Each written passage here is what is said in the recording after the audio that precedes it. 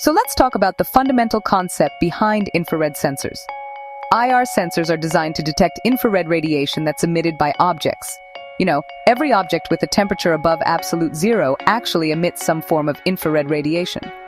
The wavelength range for this is from about 700 nanometers up to 1 millimeter, which is, well, just beyond the visible light spectrum. Now, moving on to the key components, let's start with the IR transmitter, which is typically an LED.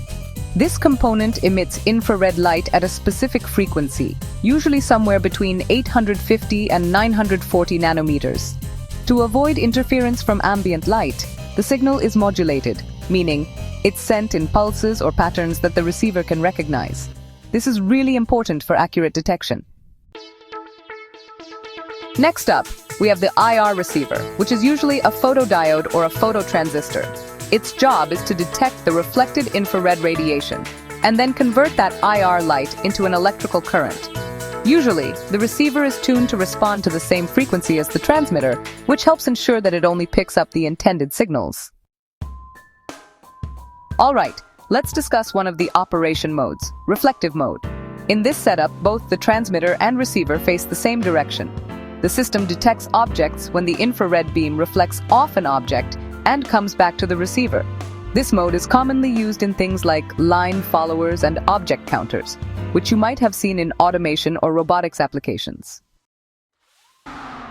In through-beam mode, the transmitter and receiver are positioned so that they face each other. An object is detected when it interrupts or breaks the infrared beam between them. This method is commonly used in security systems and, in industrial automation as well. It's a reliable way to detect when something crosses a specific path. Alright, let's talk about signal processing. First, the transmitter emits modulated infrared pulses, which are typically around 38 kilohertz. The receiver then detects any reflected or blocked infrared radiation. After that, a signal amplifier boosts the weak detection signal, making it strong enough to work with.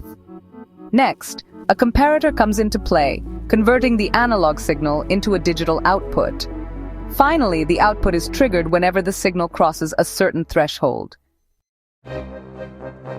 Infrared sensors are actually used in a bunch of really common applications. There's proximity detection, motion sensors, and even temperature measurement. You'll also find them in remote controls, night vision systems, and, interestingly, for gas analysis as well. When you're working with infrared sensors, there are a few key considerations to keep in mind. First, ambient light filtering is important, especially with sunlight or bulbs around. Material reflectivity also matters. Black surfaces tend to absorb more infrared. There are distance limitations too, usually between 1 centimeter and 5 meters. And of course, interference from other infrared sources can be an issue.